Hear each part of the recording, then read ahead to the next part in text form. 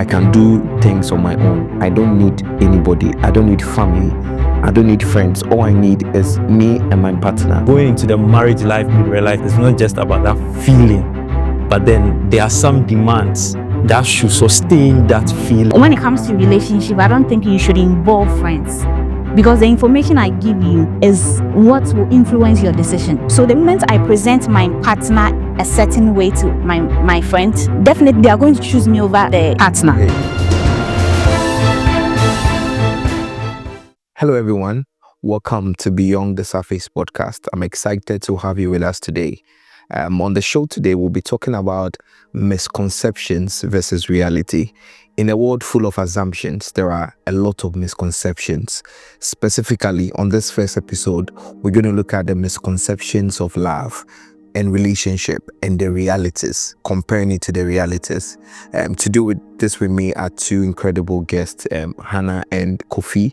They're going to help us to examine this subject thoroughly. We're going to try as much as possible to debunk the perceptions that limit us as a people and as a society. And we're going to state the realities, what really is true. So thank you for joining us again, and make sure you do subscribe to our YouTube page and all our social media pages. Welcome to this first episode of our podcast. Thank you. All right, now let's get straight into the subject for today. We are looking at misconceptions about love and relationship. In a world full of, assumptions, full of knowledge has abound everywhere. Everybody's saying something. Everybody's saying something about marriage. You go on social media, everybody's saying something. We want to narrow it down. We want to look at, want to compare what we think is true and what is really the reality. But let me start with you. What is that one misconception, before we get into the actual meat, about relationship, about love, that you were told or you knew that eventually you realized that, no, it's not true? Let me start with you, Anna. We say that a jealous lover tends to be a caring and a lovely person in a relationship. Yeah. And it's a misconception, because there is an extent of jealousy that one can contain, but it gets to a time where insecurities, trust issues and all that, and mostly destroys the relationship. So a jealous partner is not always a caring partner. No. Sometimes they are deadly partners. Yes, they are. That's a good one. All right. For you as a married person that you were told before you got married, realize that this one be scam. That has to do with being told that love is just an emotional feeling. Okay. Yes. You end up meeting someone today, I think I love this person. Okay. And that time you meet another child, I think I love this person. You end up having that feeling for all these people. But I came to realize that it goes beyond we shouldn't see that just the emotional feeling. It's a strong feeling that comes with some kind of demands. We need to show it. Whatever you are or whoever you are proclaiming you love needs to also feel or see what you claim you feel about the person. So it comes to some sacrifices, it comes to some expectation, some inputs. And at the end of the day, there should be an output.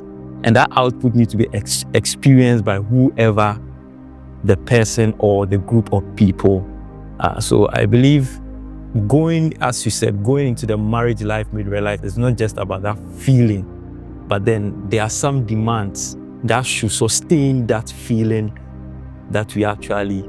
Okay. So you realize over the period that those things that people say that love, it's a feeling, it's not.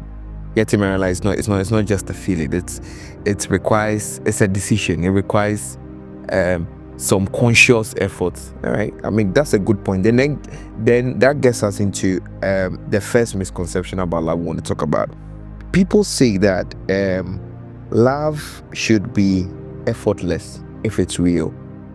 If I meet you and our love is real, if you are God sent, if you are somebody that you are my soulmate, yes, that's the right word.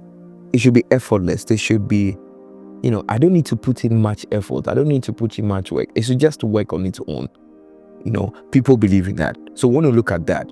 that is this a misconception, or is it what it is actually? Is it that love is actually effortless if it's real? Anna, please share your thoughts on this. Even if it's real, you have to put in a lot of work. You have to communicate. And sometimes there are situations where you have to compromise as well. Yes, so love grows. So you have to work towards it good. Okay. So the notion that love should be effortless if it's real is a misconception. Yeah. It is not something that is real. Yeah, it's not true. Okay. It's not. So Kofi, what are your thoughts on this? I'll take us to the Bible's approach, because in 1 Corinthians 13, it gives us about almost 13 requirements of love, talking about patience, kindness. It goes on.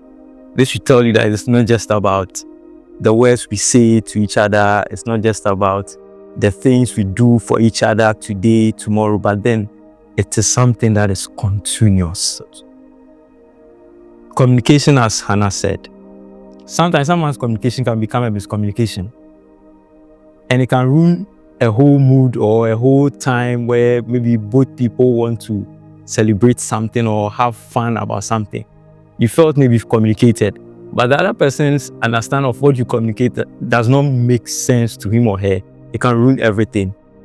Would you at that moment say that, well, me, I told you, I've said what I think I've said? Okay, if you said what you think you've said, what next? You've ruined that moment that you want to proclaim of, I thought this moment was a moment for us to share our joy or love or something, but then, so it doesn't just work out easily, because it's two people trying to hold something together, just not to let that thing break apart or fall apart. So it demands some work. Demands from both people, not from one person. Not from one person. No. Okay. From both people. From both persons. Yeah. And the problem comes when you get one person just putting in the effort. Okay, so if love is effortless, if we are together, we're in love together, and I'm putting in the work and my other partner isn't, that does it work? Does it also work? There are two people in the relationship, so they have to put in the effort together. One person cannot make it work, because if one person is trying to make it work and the other person is just idle, the end is going to crash. So if two people have agreed to make the whole relationship thing work, it will work.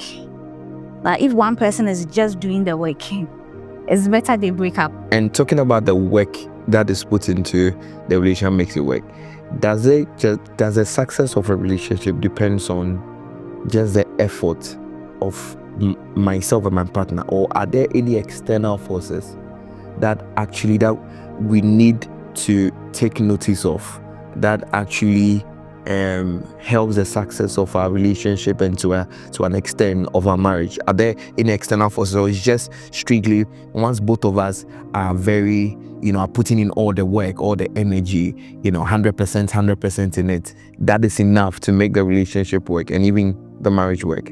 So let me hear your thoughts on this. I think one thing we need not miss is sustenance. Okay, when we are talking of love or relationship, why are we together today? If it's just about today, let's just do what needs to be done today and go our separate ways. But we want to go beyond just today and go like, oh, we want to get married, we want to settle down, or we want to have a family, we want to have, so it means that we are looking at how we can sustain what we are proclaiming today or what we are holding on to today. So I think that starts with the reason why it cannot be one person, because we need to sustain it. So if one person is claiming ownership over it, the other will be reluctant, well, then handle it, let's go.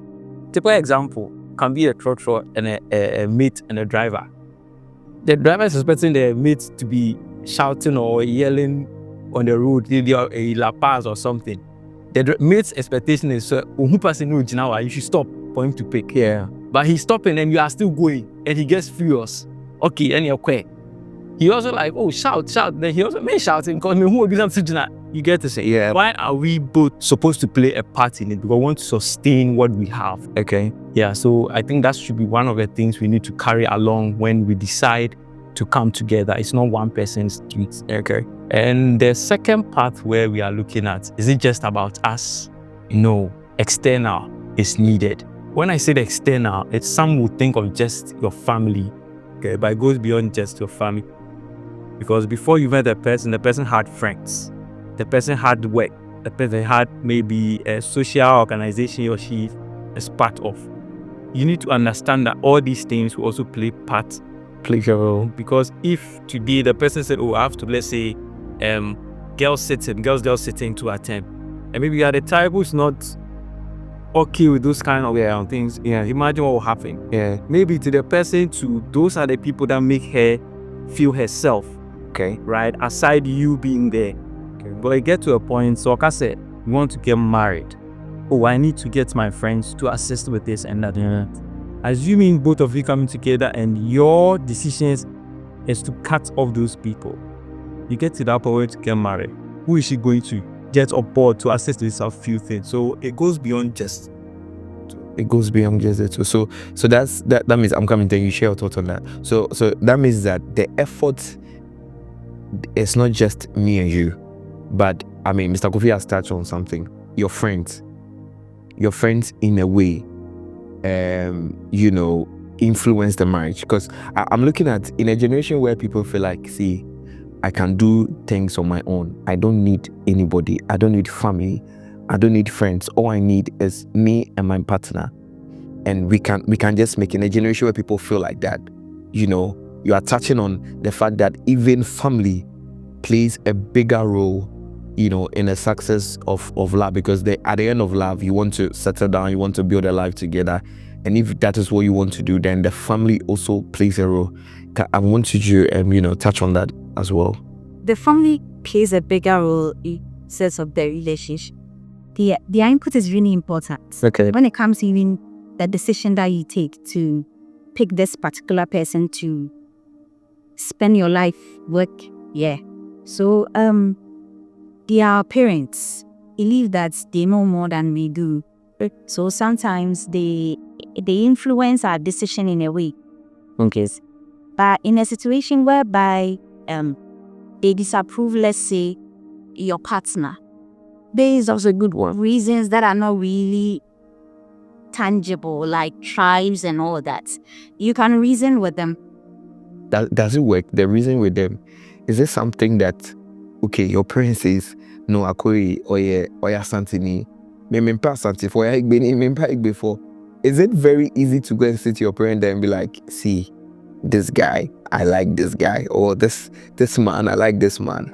Mom, I think you should just agree for us to. Is it very easy? It's not easy, but you need to understand where they are coming from. Usually they have stories, like stories they can share. They have reasons of not liking a particular tribe when you listen to them. And so you have to change that rationale behind that. You can present your partner, you can talk highly of your partner to your parents. And then you give your partner the opportunity to also change that narrative that they have concerning that. Have you tried that before? No, I've not had any experience with it. Okay. Yes, I've not had any experience like this. But it's difficult. It's difficult. But with the friends part, I don't think friends can really influence. Because mostly with our friends, is what you tell them. That is what influence their decision. When it comes to relationship, I don't think you should involve friends. Because the information I give you is what will influence your decision. Yes. So the moment I present my partner a certain way to my friend, definitely they are going to choose me over the partner. Okay. Yes. So that is it. But I think what Mr. Kofi also wanted to, was trying to put across was that not you actually telling your friends or getting your friends involved, but the fact that the type of friends you have, okay, even if you decide that I'm not going to tell my friends who my husband or my boyfriend is, the type of friends you have, well, except you don't have friends, and I don't think there anyone, okay, well, there are people with that friends, but if you are someone who has friends, it doesn't matter whether I tell them about my partner or not, but my type of friends, whether these are friends that are open-minded, whether these are friends that the kind of influence that I have with that kind of friends, well, in a way, because imagine, that you marry someone who is not an outgoing type. Okay, he likes to be this cool corner, relax and enjoy. Okay, you met this guy, okay, and you've had some kind of compromise, and so you have agreed, even though you are outgoing type, you have agreed that, okay, you know what, sometimes we'll stay indoors, sometimes we'll go outside, because we need to meet each other at a middle ground. Then you have these friends that you've known years before you even met this guy, right? You go on a girls trip like maybe twice every month. Okay, twice every month. And your husband is not really comfortable with that. Okay? And you have these friends. And your friends are like, oh, Charlie, let's go. I mean, it's a ritual. Like, it's something that you people do every month. Will that not, in a way, affect or influence the relationship? Don't you think? Provided you choose to go against his will, that will affect the relationship. You cannot also disclose to your friends that your husband is this type. So it's quite difficult. I believe at that point you've already started breaking or taking pieces of some stronghold in the relationship, which is communication. Because the very moment you are even struggling to know how to manage how you communicate to your partner and to your friends, because it's two ways. What you are telling your friends about your partner and what you are telling your partner about your friends. You get me? Yeah, I get. I know some people, they never disclose their partners to their friends till the very point where things were now there. Why? Because they know the kind of friends they are. You go too early to tell them certain things. They know how they will take it. In other words, to some friends to decide to hide the other person from, you get it. So if we are looking at whether they will also have influence, the influence is either positive or negative. Yeah. You get me? Okay. Because for me, if I'm to say this on set, the aspect of my wife's friends is one of the things I cherish. Because they made me understand that it's not just about, we've always said we are friends. But then at the very point when one used to lift one up, we are there to lift you up. Wow. Though I didn't get to know the friends through what she told me. Yeah. But I got to know them through when I meet them. Okay. It's always drew a certain picture for me. Okay. So in my own way, I've known the friends in a particular setting. Yeah. You get it. So at the point where you ain't got married, they can come to our home and come and cook. You are in a hall. It will be a we'll laugh, we'll tease. But they get to the boss have created some kind of understanding about the friends she has. And that also makes that, not to cut you, but that also depends on the type of friends. Because in the patient, there are some friends that we are friends, but They want many idol performer. and that's why I made emphasis on the influence could be positive or negative. Yeah, because I believe if whatever understanding I had about the friends she had, maybe I wouldn't also be entertaining them. Exactly. So it's better. You need to know how you and your partner manage that form of communication between your relationship, because your relationship also needs to be your relationship. You understand? It also needs to be your relationship. So that's what I'm saying. The communication is two-way. What you tell them and what you also tell him also makes a difference. So for the influence, there's always an influence in relationship. Yeah. The impact is what we are looking at. Will it be negative or positive? Okay, great. That's so. Let's dwell more with the aspects of the family. Anna mentioned that the opinion of your family matters. Okay. Now again, we are in a generation where the truth of the matter is that people believe that the opinion of my parents, especially, doesn't really matter. Okay. Once I've met someone, I love the person, I feel or I believe, even go to the state that once the pastor of both, the man and the agree to the marriage, I really need my parent to agree. I mean, my partners agree, and my partner say, "Go ahead, and be." I have been to a wedding of a friend of mine that the family disapproved of the marriage because apparently, something happened, but the family disapproved of the marriage. Father and mother of the lady didn't want them to get married. But the pastor believed that, no, you know what, and go ahead and marry. And to the extent that the pastor even said that the reason why your parents are not even agreeing is because they are, witches or something. So they don't want you to prosper. And so go ahead and marry. They can't do anything. And the lady, so even the engagement was done at the pastor's house. Yeah, without at the back. In fact, when we got to the town, we're doing it out of town. So when we got to that place, and the family, they were like, they had no idea that the lady was getting married. Wow. Yeah, they just got to know that the lady was getting married. We got to the town, or I think on Thursday, they just got to know that the lady was getting married on Saturday, and the lady went ahead with the motive and with the the what the pastor told her, that your mother or your father doesn't want you to get married because they are. So the consent of the parents wasn't something that the lady took into consideration. Now, here on this podcast, we want to see what the truth really is. Okay, so we want to look at, does the influence of my parent, the decision of my parent, don't marry, no matter what the reason is, does it really matter? And if I decide, it's 2-in-1 question, and if I decide to go ahead and marry without my family's consent, the success of the marriage, can it be guaranteed? Okay, so with family, or when it comes to the family's input, at the point where two people decide to get married, is very, very key. Okay, it's very key because you are emanating from a certain ecosystem or a certain home of which they have a way of doing things.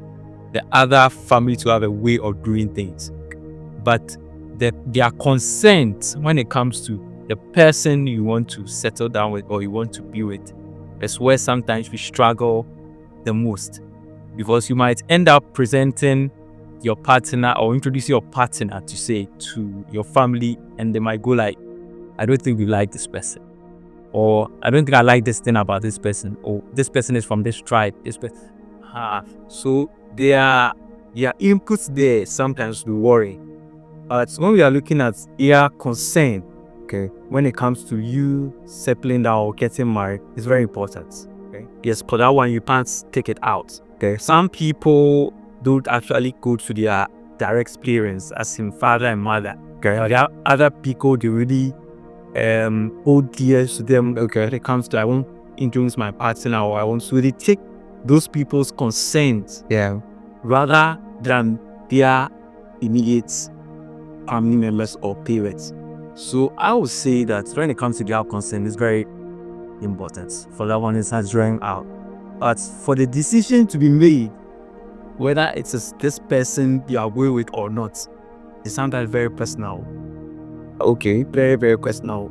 As I said, you will say, this is the person I be like a scale, or I won't be for the rest of my life. But you end up releasing a family where the father might say, I don't like this person. So some people say, some will say that, well, I want to go ahead. Yeah, that you like it or not. Whether your opinion is right or wrong. That is where I'll use the word reality has set in. Okay, this is where I found myself. This is where we stand. It's either I go with final approval, or they don't approve. I still go ahead and do what I was. Mm-hmm. But will it work if I say no, I don't want? Because an example is, you have a father or a parent that were not involved in your life the whole time, and I want to marry, and they surface out of nowhere, and they come and say, no, I don't want you to marry this guy because this guy is an airway. I don't want you to marry this lady because this lady comes from the north. And I'm like, why do I need your opinion to do that? I don't need your opinion. I can go ahead because for the past years, you've not been in my life, and have been so good on my own. I mean, by the grace of God. So why do I need you? especially when I've made it without you. Why do you think I need your blessing to make it a marriage when I've actually made it without you? Okay. So this is where tradition comes in. Okay. Because we believe that when it comes to two people getting married, it's a family who presents the couple or the person who's supposed to get married. So their involvement at this point is what you are looking forward to. Okay. It is not about them making your marriage the marriage. Okay. Their involvement to have the process done is where sometimes. But that one, I can go and rent somebody. You know, people go and bring somebody and they let the person, maybe I didn't have a relationship with my dad. My dad wasn't in my life. So I get my uncle, who, I get something small for, and my uncle can come in and stand in for me. Some even go to the extent, not even within their family, but I can go and take someone else and say, come and stand in like you are my father, and stand in for that. So I can also do that. Yes. So that's what I'm saying, that at the very point where you feel the father has not been there, or mother has not been there throughout, at this point that you want to get married is when they feel they have to be part, right? It's where your worry or your concern is, right? Yeah. So I'm saying that at that very point, it is because a process needs to Be followed. Okay. You get me? Okay. And they are the people who actually need to, or the witness, we need to actually get that done.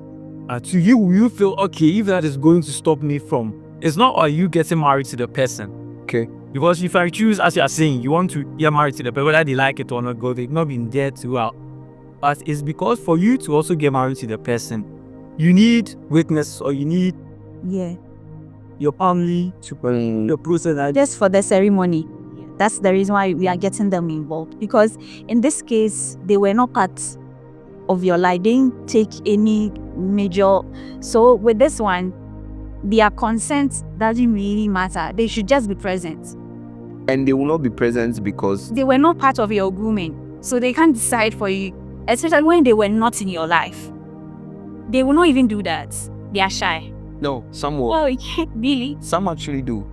Yes, some actually do. You were not in my life, and Yes. now I'm getting married, but I want to take a decision for. All of a sudden, you are getting married, and they get to hear that you're getting married. And all of a sudden, they pick a phone and they call you. I mean, I would say they have no shame, and they'll call you and ask you, "No, Abanti about Ukowari, no, I won't agree. There is no way. Or there is no way. Before the Omo wicked. There is no way I'm going to allow you to marry someone." They just pick a phone and just say, "No, we are stopping it." No, I think that's where people move from, okay, if you are going to be the reason why I can't move on, I'd rather go and talk to my uncle.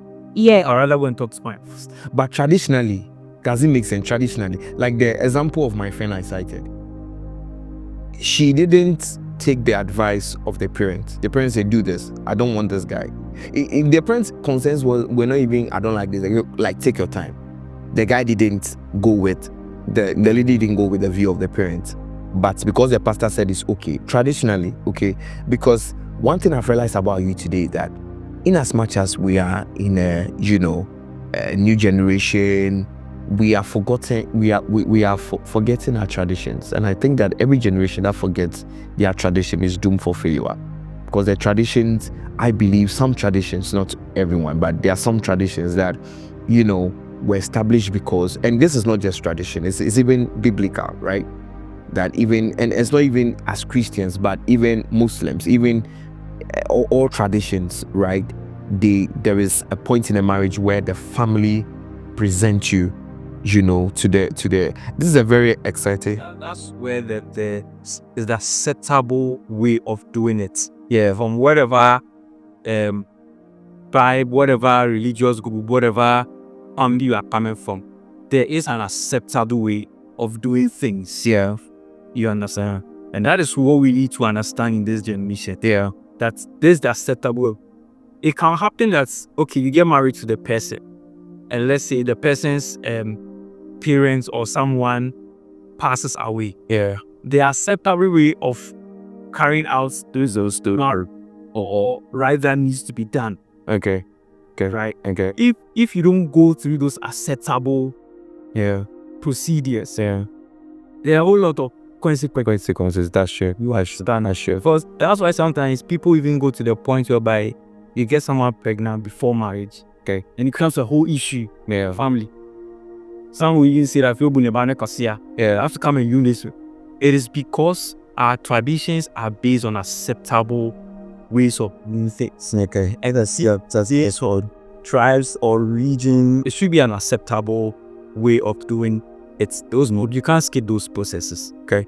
Yes. It is just that some individuals are able to make that decision without consulting anyone, that they'll still go ahead whether there's an acceptable way of doing it or not. This is what they feel will satisfy them in getting married. Yeah, who are heading that. Yeah.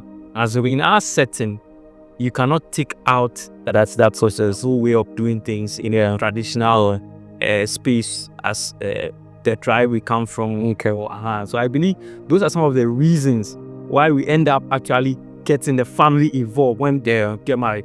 Like the point where you decide to fall in love with a person or be in a relationship, you better even think about your family. Yeah, true. Yes, your focus is the person. How do I get the person? How do I win the person's account? All those stuff. But at the point where we go beyond the relationship, like we want to get married, and the family comes in, and that's where all of these birthdays are. And settle up deal. This is a very interesting topic, the youth and traditions as we relate to marriage and we'll get time to dive really into it. But let's get to the second misconception. Okay, whether it's a misconception, some will believe it is, some will believe it's not. People believe that love at first sight is the most genuine type of love. Interesting. Is this what do you think about that? I don't think there is something like love at first sight. Really? Yes. Is it because you know I experienced some before? Maybe because of the experience. But I think it's admiration. Yeah, and I believe you can admire 2 to 3 people at a time. Love is a decision. You choose to be with this person, okay, then it flows from there. So it's not like love at first sight. It's not. Admiration. You saw something, you like something, you go for it. It's not love. Love is a whole lot of. But I believe in love at first sight, though. Oh, okay. I believe I can just meet somebody and Fall in love. Yes, first sight. You've not spoken to the person. You see. Yes, I just see the person. I'm like, wow, I'm in love with you. You saw something. Maybe there's some features that you like. I mean, I'm a man. What I see is what I like. So. And is it love? Well. Like she said, at the end of the day, you saw something. Yeah. Whatever that you saw connects to something that makes you an individual flaw, that makes you exhibit something. Yeah. Right there. Because you wouldn't just see, let's say, you are the kind who like fair ladies. Why fair ladies? It's a person you even need to answer. Okay. Because you know yourself more than we know you. Maybe that's how God created me. To like fair women. To love fair ladies. Right. And you know, there's something else beyond just the fairness that you see. Yeah. Right. Oh, you see now this lady is fair. Oh, maybe the skin tone is what is making you think that the fairness with the because you can see about 4 fair ladies. Why do you still focus on this person? Okay. Right. So at the end of the day, we are looking at what got you connected to what you see. Okay. So in reality, it is not at first sight that we are claiming it is. The reality is actually what brought that connection for you to even think of, I think I like this thing, or I think I'm in love with this thing. Okay. So the connection can be beyond the fair person you are seeing, but maybe the skill tone, or maybe aside the fairness you're seeing, the person also carries some smile, or the person has expressed some kind of patience at that very moment. Anything else can draw attention. So it's about what you said. You've admired something in that few moment that you've actually set an eye on that particular thing. So it's not just a fair sight. Okay, it goes beyond the sight. Okay, you get, and that's what separates the misconception from reality. Okay, so there's nothing like, okay, if love is a decision and not a feeling, so there's nothing like I saw you and love at first sight. It's actually admiration. Yeah. Admired you, but it needs to go further than that. Yes. Because it's a decision. You need to realize who that person is. You need to realize what the person, the interest of the person. All these things needs to eat into, and it's a choice. Yeah. That's an amazing one. That's an amazing one. All right, thank you very much for taking time for us to discuss these topics on some of our misconceptions as it relates to love and relationship. So viewers, we've come to the end of our first episode, and I wanted to take note of everything we've discussed, misconceptions about love, about our relationship. We'll come your way again on YouTube and all our social media pages with our second episode. Let's get interactive. Share your thoughts and your comments with us in our comment section. Let's know if these are actually misconceptions or these are actually realities. Please make sure you follow us on all our social media pages. We'll see you again. Thank you very much. Bye-bye. There is an assumption out there that asking for help is a sign of weakness. There are some people that you ask for help from them that will make you feel like you are weak. That's true. So it depends on the person. Depends on the person. But I feel like you should also not focus on where you are getting the help from. So long as you need the help, you should try to ask.